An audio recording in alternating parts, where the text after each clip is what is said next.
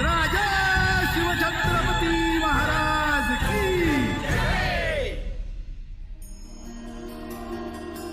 शिवाजी राजे ने तुलादान करने के लिए अपना समूह महाबलेश्वर की ओर रवाना कर दिया। सारे राजगढ़ में जश्न का माहौल है। मां साहब ने शिवाजी राजे की बात में हामी भर दी है कि वो पल्ले पर बैठेंगी और उनका तुलादान होगा। शिवाजी राजे भी इस बात से काफी खुश थे। सारा राजगढ़ इस बात को जानकर खुश था कि सालों बाद राज्य में तुलादान की रस्म की जाएगी। शिवाजी राजे परिवार के साथ महाबलेश्वर जा पहुंचे। वहां पर जोर शोर से तैयारियां की गई। पूरे मंदिर को सजाया गया। वहां खड़े लोगों में भी काफी उत्साह का माहौल था। मंदिरों पर लड़ियां लगाई गई थी।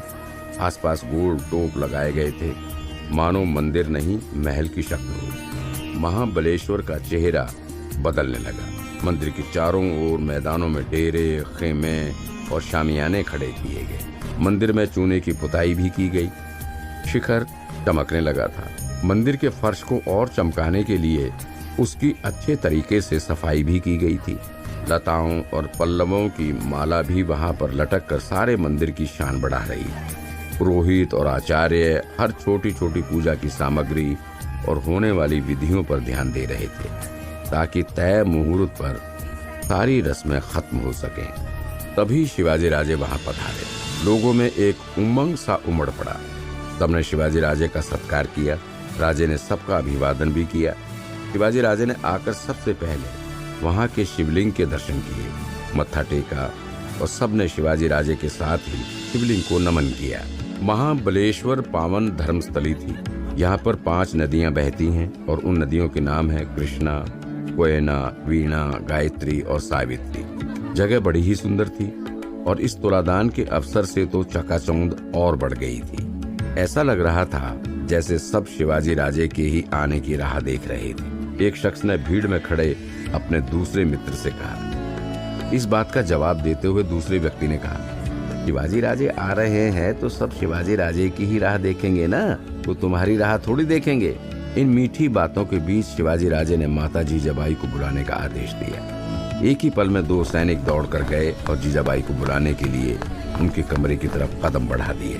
तुलादान की सारी सामग्री आ चुकी है? शिवाजी राजे ने वहां बैठे पंडितों से पूछा। जी महाराज, सारी वस्तुएं आ चुकी हैं। तुला कहाँ है जिस पर मां साहब बैठेंगी? वो वहीं पर है, ढककर रखा गया है, पुरोहित ने उत्तर दिया। कहाँ है? शिवाजी राजे ने फिर से जोर देते हुए पूछा। पंडित ने एक तरफ इशारा किया। तुला एक बड़े से पर्दे के पीछे था। तुला इतना बड़ा होने के बावजूद भी नहीं दिखा क्योंकि वो पर्दा उससे काफी बड़ा था। मंदिर का सबसे बड़ा हिस्सा वही था। पर्दे के पीछे शिवाजी राजे तुरंत वहां गए, पर्दा हटाया और तुला के पास जाकर उस पर लगा कपड़ा हटा लिया। उस तुला को देखकर राजे मुस्कुरा दिए और 2 पल वहीं पर ठहर गए। वाह, क्या तुला है!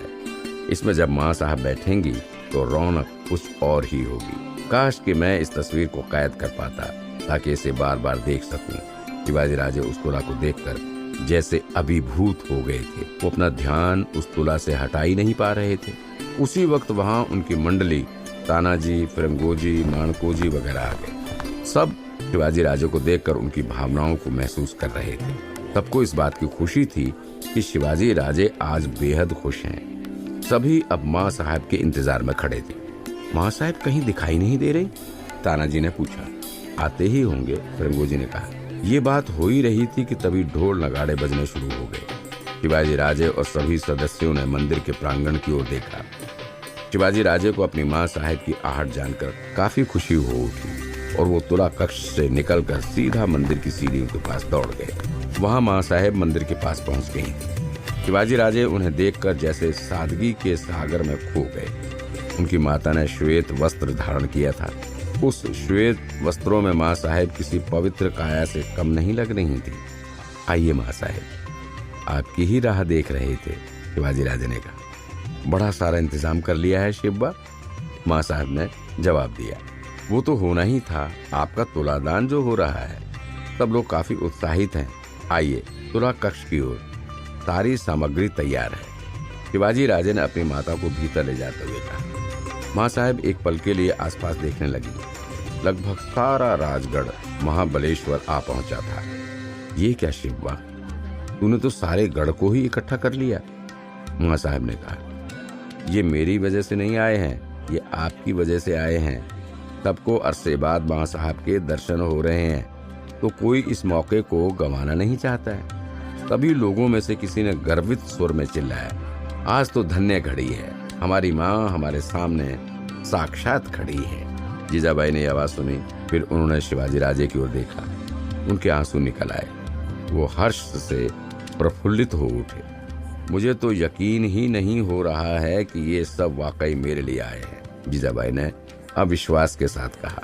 आपको जो लगता है आपकी वैसी साख नहीं है माँ साहेब, उससे कहीं ज्यादा और बढ़कर हैं आप। सिर्फ शिवाजी राजे की माता नहीं या फिर शाहजी राजे की पत्नी नहीं, बल्कि मराठा साम्राज्य की माँ है। माँ जीजाबाई हैं आप, और आज सारे लोग उस माँ जीजाबाई के तुलादान के लिए आए हैं। शिवाजी राजे ने अपनी माता के लिए लोगों की भावनाओं पर गर्व महसूस करते हुए कहा, आइए माँ साहेब, अब देरी नहीं करनी चाहिए, शिवाजी राजे ने कहा। फिर ढोल नगाड़े बजने लगे। शिवाजी राजे माँ साहब को तुला कक्ष की ओर ले जाने लगे। सारी तैयारियां वहीं पर थी। जीजाबाई तुला कक्ष में आईं और आते ही बड़े से तुला को देखकर दंग रह गईं। इतनी बड़ी तुला? उन्होंने आश्चर्य के साथ कहा, ये तो काफी भारी लगती है। अब जैसा व्यक्ति का प्रभाव वैसी तुला, शिवाजी राजे ने कहा। जीजाबाई ने शिवाजी राजे के सामने मुस्कुराते हुए देखा और कहा, तूने काफी मशक्कत की है शिवबा, ये मौका एक बार आता है माँ साहेब, जो भी करना है इस बार में ही कर लेना है, शिवाजी राजे ने कहा। इतना कहकर शिवाजी राजे ने माँ साहब को पुरोहित के पास बिठाया। पुरोहित ने मंत्रोच्चार शुरू किए, साथ ही माँ साहब को टीका भी लगाया। आसपास के लोगों में जैसे जश्न शुरू हो गया था। उसके बाद माँ साहब को तुला कक्ष तक ले जाया गया और उन्हें संभाल कर तुला के एक पल्ले में बिठाया गया। फिर पुरोहित ने दूसरे पल्ले में सोना रखने को कहा, पर इससे पहले कि सेवक दूसरे पल्ले में सोना रखते और रिवाज का आरंभ करते, शिवाजी राजे ने उन्हें रोक लिया। सब अचरज में शिवाजी राजे को देखने लगे। क्या हुआ महाराज? पुरोहित ने पूछा। इस सोने से पल्ले की शुरुआत नहीं होगी, शिवाजी राजे ने कहा, शुरुआत हम करेंगे। इतना कहकर शिवाजी राजे ने अपने तन पर सजाए सभी आभूषणों को उतारकर पल्ले में रखना शुरू कर दिया। कानों के कुंडल, सोने का मुकुट, कमरबंद, बाजूबंद, मालाएं, सभी आभूषण एक एक कर शिवाजी राजे ने अपनी माता के तुलादान की विधि के लिए दूसरे पल्ले में रख दिए और आखिर में कहा, चलिए पुरोहित जी, अब विधि का आरंभ कीजिए। वहां खड़े सभी लोगों को शिवाजी राजे की ये हरकत देखकर आनंद हो उठा, जैसे माहौल में आनंदोत्सव घुल गया हो। शिवाजी राजे की जय, शिवाजी राजे की जय। भीड़ से ये जय जयकार गूंज उठा। बाकी सारा सोना माँ साहब के तुलादान के लिए रखा गया। कुछ देर बाद माँ साहब का पल्ला झुक गया और दोनों पल्ले एक समान हो गए। सबने एक साथ माँ साहब की जयकार की, माँ साहब जीजाबाई की जय। तुलादान की रस्म पूरी हुई। रस्म के बाद माँ साहब शिवाजी राजे के पास आईं। उनकी आंखों से आंसू रुक ही नहीं रहे थे। तुम्हें अंदाजा नहीं शिवबा, आज मैं कितनी खुश हूँ, माँ साहब ने कहा। शिवाजी राजे ने कहा, खुशी की सीमा तो मेरी भी नहीं है माँ, आपकी खुशी में ही मेरी खुशी है। दोनों माँ बेटे एक दूसरे के गले मिले और फिर सबने जीजाबाई की जय जयकार बुलवाई और शिवाजी राजे माता को लेकर मंदिर के प्रांगण से वापस राजगढ़ की ओर लौट चले। राजगढ़ में भी दोनों माँ बेटों का जमकर स्वागत किया गया। पूरा गढ़ सजाया गया था। शिवाजी राजे अपनी माता को उनके कक्ष में छोड़कर वापस ही लौट रहे थे कि फिरंगोजी और तानाजी उनके कक्ष के बाहर ही खड़े थे। शिवाजी राजे ने उन्हें देखा। उनके चेहरे चिंतित थे। साथ में उनके खबरी बहिर जी भी खड़े थे। क्या बात है, सब इतने चिंता में क्यों खड़े हैं? राजे, जिस बात का डर था वही हुआ, बहिर जी ने कहा। क्या यही ना कि औरंगजेब ने फिर कोई नई चाल चली है? शिवाजी राजे ने कहा और आंगन में चलने लगे। बाकी तीनों सैनिक भी उनके पीछे पीछे चलने लगे। मतलब आपको यकीन था कि औरंगजेब जल्द ही हमला करेगा? बहिर जी ने प्रश्न किया।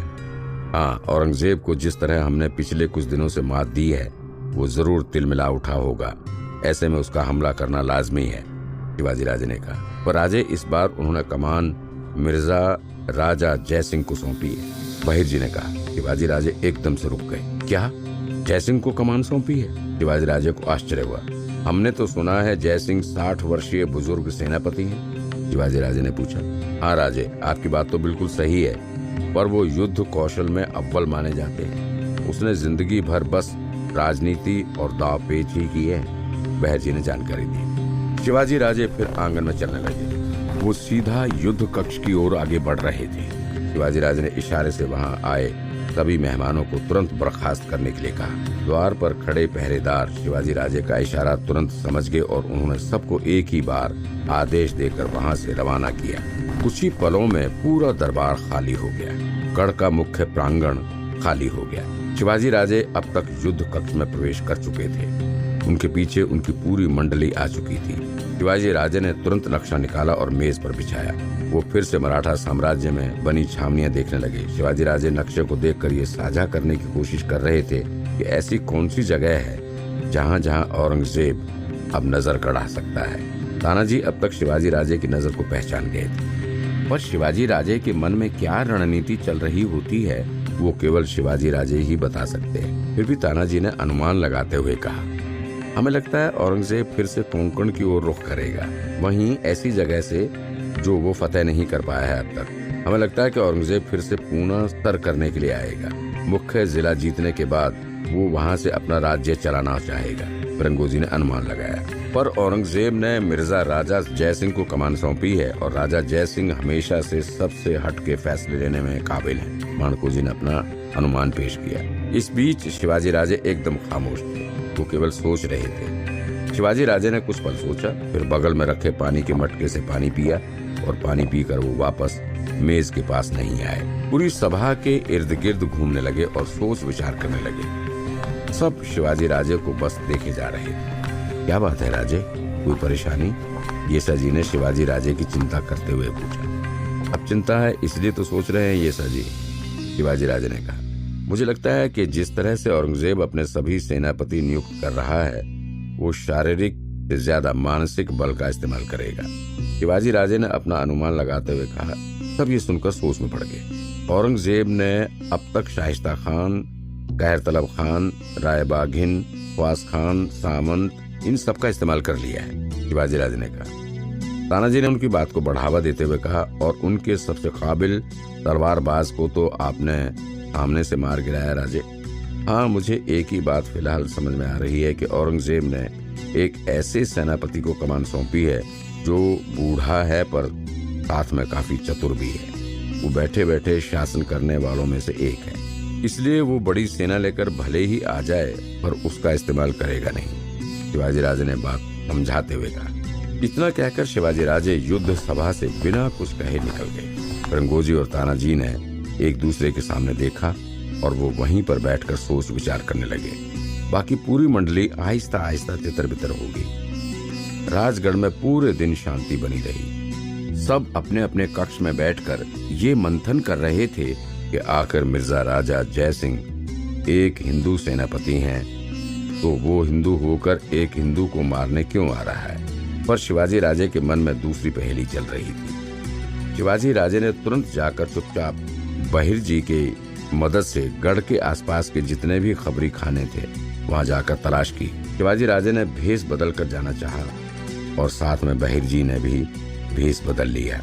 बहिर जी ने चुपके चुपके अपने जितने भी खबरी थे उनसे मुलाकात की और उनसे औरंगजेब की किसी भी खबर के बारे में जानने की कोशिश की, पर बहिर जी को कोई सुराग नहीं मिल रहा था। फिर शिवाजी राजे ने कुछ दिन उन्हीं इलाकों में जांचना जारी रखा।